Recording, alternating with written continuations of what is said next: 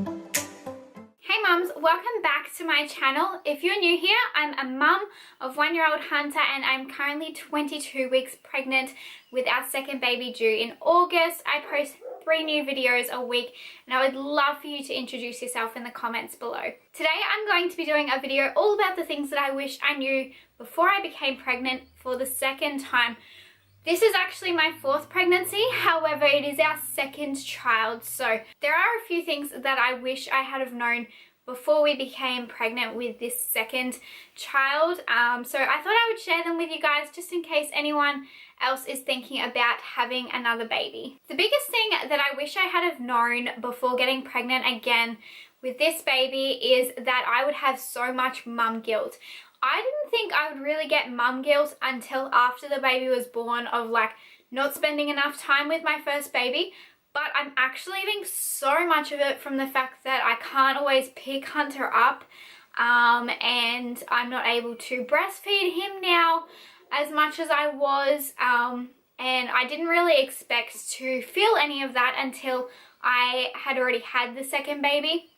So that's definitely something that I wish I had have known. Not that it really would have changed anything, but it is something that I don't think is really talked about much, because I do have my days where I just feel absolutely terrible because I've been in so much pain that I haven't been able to lift Hunter up and he just cries for mum, and it's just a bit horrible to see him so upset by it. Linking into that would be breastfeeding. I didn't realize how many issues that I would have, or I guess how quickly I would lose my milk. I was pretty confident that, having seen so many people tandem feed, that I wouldn't really have much of an issue continuing to feed. I also didn't realize that I wouldn't basically be able to express anything at all. I thought that I would still be able to express my milk as much as I could, at least for the first like maybe trimester of my pregnancy. However, from like all at the beginning, even though I did manage to keep breastfeeding Hunter with milk until just before I turned 22 weeks, I was never able to express anything, even though I went and upgraded to a hospital grade pump.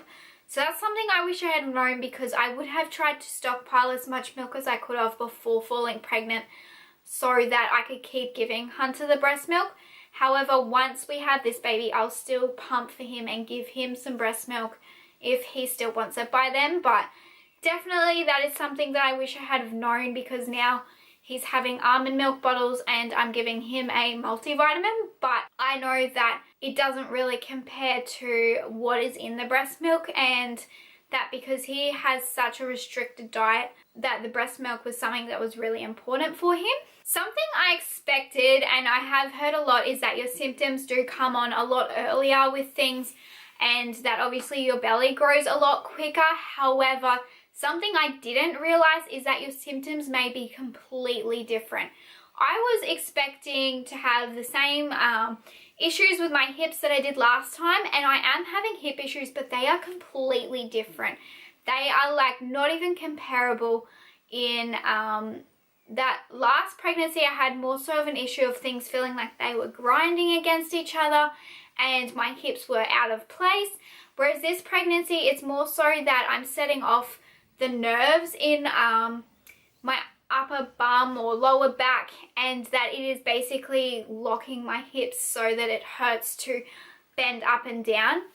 So I definitely didn't expect something to be completely different like that, even though obviously I know that no one's like births are exactly the same or anything like that, but that is definitely something that I didn't expect, was to have the same issue of not being able to like pick things up, but I didn't realize that it was going to be in a completely different way. Something else that I really didn't expect was for this baby to sit completely differently. Now I know obviously baby's not going to be like all in the same position. However, this baby, I could see from the very beginning, my belly looked completely different.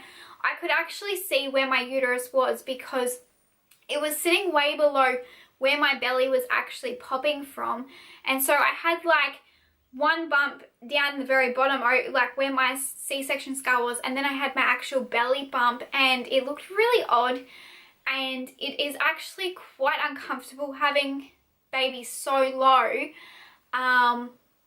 which I didn't really expect or experience any of that until third trimester with Hunter. So that was definitely very odd because I thought that this baby would also move up a little bit.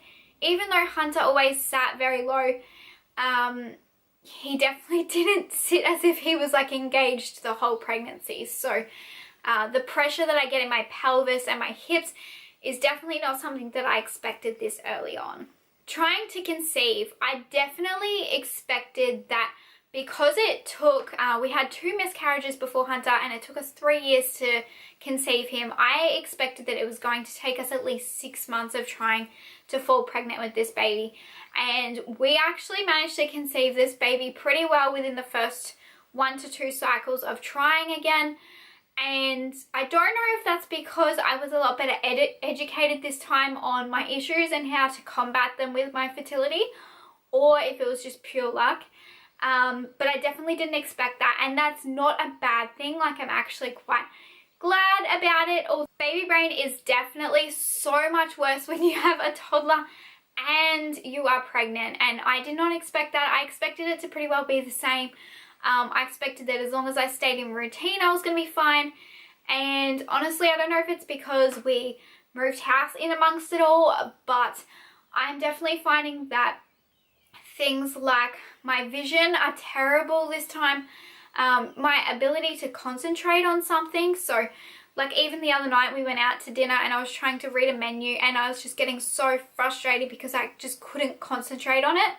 But also my ability to remember things is just terrible. Usually I work off lists and have no issue, and somehow I still manage to lose those lists at the moment, which is totally not me. I'm usually very overly organized, so that's definitely something that I'm getting used to. My vision, I didn't have issues with my vision last pregnancy, and I've always had 20/20 vision up until after I gave birth to Hunter. I did go in and get my eyes tested and they had changed just a little bit, but this pregnancy I've had so many issues with my vision and I did not expect it at all. My boobs were growing a lot and were quite sore. I didn't have any of that this time. My boobs pretty well haven't really changed that much, and even though Hunter is basically down to like feeding off just colostrum now once a day, I really expected that my boobs would start to change now, and they just seem to be exactly the same. So that's definitely something that I wish I had have known, because I was really pumped to get pregnancy boobs again, because really a little bit disappointed with the fact that they had deflated so much after Hunter turned 6 months old with breastfeeding. So hopefully, fingers crossed, they do eventually even back out again, but I'm not sure. Something I wish I had have known before falling pregnant again this time was the way that the Tasmanian healthcare system works. It is so different to what we were used to, and I didn't even realize that Tasmania had such a big issue in terms of even just getting into a doctor. I really expected I would still be able to get into somewhere even if I had to pay for it, and I could not get into anywhere within a 2-hour drive, which I think is absolutely ridiculous. And I can so understand why some people, especially young mums who don't necessarily have the resources to drive very far, would struggle to meet their appointment needs or to seek help when they need it, because you just can't get into a doctor and it's ridiculously impossible. So I actually did change towns once I realized this, because I wanted to be near a really good hospital and I wanted to be able to make sure I could get into a doctor if needed, because I was high risk with my other pregnancies. I am thankfully not high risk with this one, but I still wanted to be able to access the healthcare that I needed. And for Australia, usually we have really good healthcare, but Tasmania is like so far behind, like it's actually disgusting. I remember being in the first trimester and they basically told me if I could not pay $300 to go for my scan, that I just wouldn't get a scan. Like, there was no other option. There was no, like, you couldn't go on a waiting list to get in for one, and this was an extremely important scan. Like, I had had 3 high-risk pregnancies, 2 miscarriages, a C-section, and I had had the C-section like less than 12 months prior to getting pregnant. They were just like, if you can't pay for it, you can't pay for it, you just don't go. which I thought was really stupid, because if anyone at any point was thinking that they were having like a miscarriage or problems or anything like that, I think you should be able to still get in. And if you have been high risk, I think you should be able to still get in. And where I had Hunter recently, in Queensland, all of our scans were bulk billed unless they were extra, which if you're from overseas and you don't know what bulk billed is, basically we have a healthcare system that we have public hospitals that you don't pay for, and you can access quite a few doctors' places that are free, and the government pays for it, and then in your tax you pay a certain amount back towards the system just to help fund it. So I thought it was ridiculous that only like one portion of the country can actually access that, especially in a state where Tasmania has some of the lowest wages possible and the highest living expenses. Something I didn't realize would happen is that I would have a completely different bonding experience with this pregnancy. I feel like with my pregnancy with Hunter, it was very obvious. Like, I felt like I was pregnant. I knew that there was a baby coming. I could envision having a baby coming. And I felt like I bonded a lot more with Hunter than this pregnancy. And it is a little bit sad to me that I feel like that. But basically, this pregnancy took a long time for it to kind of sink in that yes, I am actually pregnant. And even though I knew it, it's still like I still just couldn't envision that there was a baby in my stomach. And even now, like, I read these things that say how big the baby is, and I'm like, I can't imagine that there's a human being that big in my belly. Like, I look and I can feel him, but it doesn't settle in the same. And even though like I'm so excited to have another baby and everything, I just feel very different about the whole experience than I did with Hunter. I feel so different about this experience where it's like Hunter was everything, he was my number one and everything, and then all of a sudden now it's like Hunter can't be my number one, which gives you mum guilt,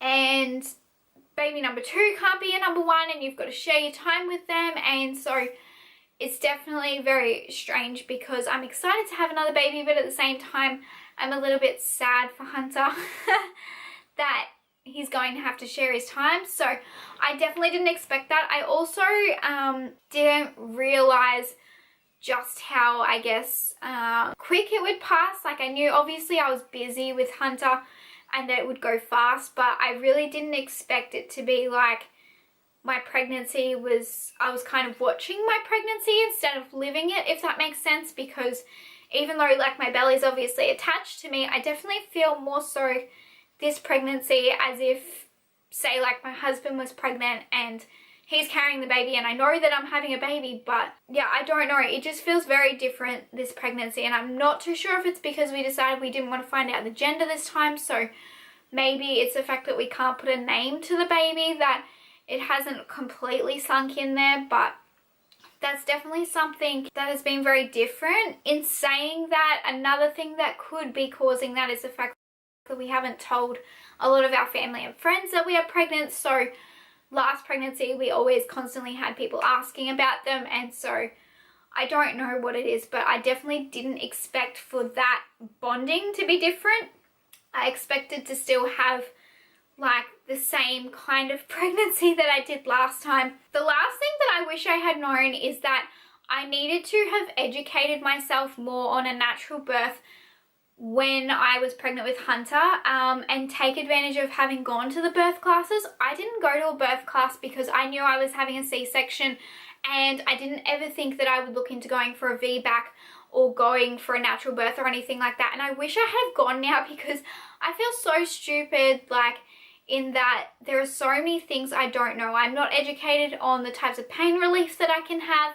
I'm not educated on like what stages of labor or what. I have no idea. So if I was to go into labor right now, I would not have a clue on like stage I'm at, or like what stage I'm meant to call the hospital or anything like that. Because last pregnancy I didn't even realize I was in labor, because I had had contractions for 2.5 weeks prior, and I was just lucky that I was in the hospital that day and on a monitor, and they picked up that all of a sudden my contractions had gone from just like tightenings and stuff to actual labor. So I definitely wish I had gone to those classes, because every time I ask for VBAC information from the hospital, they are just so unprepared. They don't give me anything, and it's so difficult to make an educated decision when you can't get the information, and the information that I try to source from anywhere is really biased, because a lot of people have this impression that a natural birth is the way that you're supposed to go, and that there's not another way to do it, or that it's just the best and safest method. But for some of us, it's not always the safest. So although obviously my obstetrician's going to have some input into ultimately what option we go with, I still would like to read up a lot on it, and a lot on the complications and stuff from it, but it's just so difficult to find that information. So I wish I had taken advantage more so of those classes when I could have gone to them. Let me know in the comments down below what you guys wish you had have known before falling pregnant, and I will see you guys in the next video.